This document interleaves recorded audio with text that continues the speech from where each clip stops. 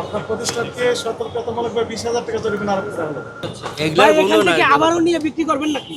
আর জ্বালালাম তো না এখানে। কারণ বাসি খাবার আপনি আজকাল সেল করার জন্য রেখে দিয়েছেন, স্টাফের জন্য রেখেছেন, এটি বিশ্বাসযোগ্য হলো না।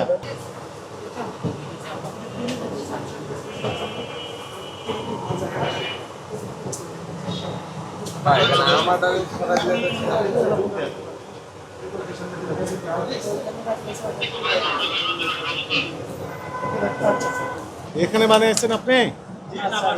বাসায় বানিয়েছেন। তো বাসায় বানিয়ে প্রক্রিয়া কমপ্লিট করার পর তারপরে আপনি ডিসপ্লেতে নিয়ে আসছেন পার্সেল।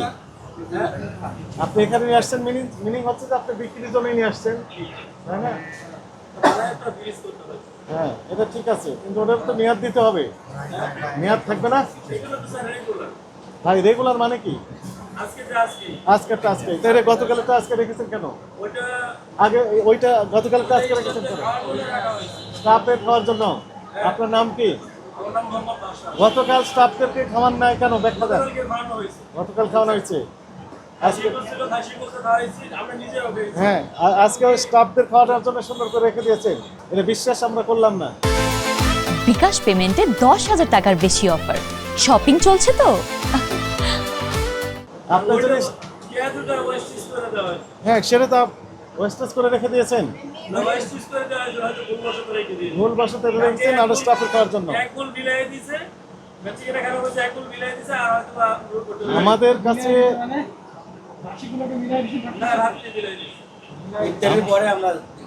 আমাদের কাছে অভিযোগ আছে, আপনি এই বাসি পচা খাবারগুলো রেগুলারলি বিক্রি করেন। অনেকগুলো কাস্টমারের এই খাবারগুলো খেয়ে পেটের সমস্যা হয়েছে। এই অভিযোগের ভিত্তিতে আমরা তদন্ত করার জন্য আসছি, স্পেসিফিক আপনার প্রতিষ্ঠানে আসছি আমরা সরাসরি, এবং আমরা এর সত্যতা পেলাম। কারণ বাসি খাবার আপনি আজকাল সেল করার জন্য রেখে দিয়েছেন। আপনি যে কথা বললেন যে স্টাফের জন্য রেখেছেন, এটি বিশ্বাসযোগ্য হলো না। তৈরি করেছেন কি কি উপাদান দিয়ে বলেন তো? পেঁয়াজ আছে, হ্যাঁ, গাজর আছে, টমেটো থাকে।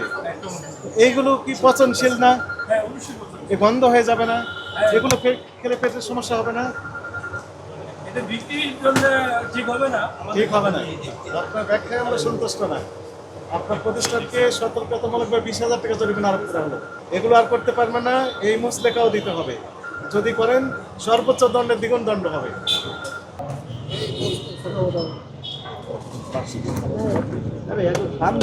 ফেলে দেওয়ার কারণ কি? এগুলা ভাই বললো এখান না থেকে আবারও নিয়ে বিক্রি করবেন নাকি? আর জ্বালালাম তো না এখানে নিয়ে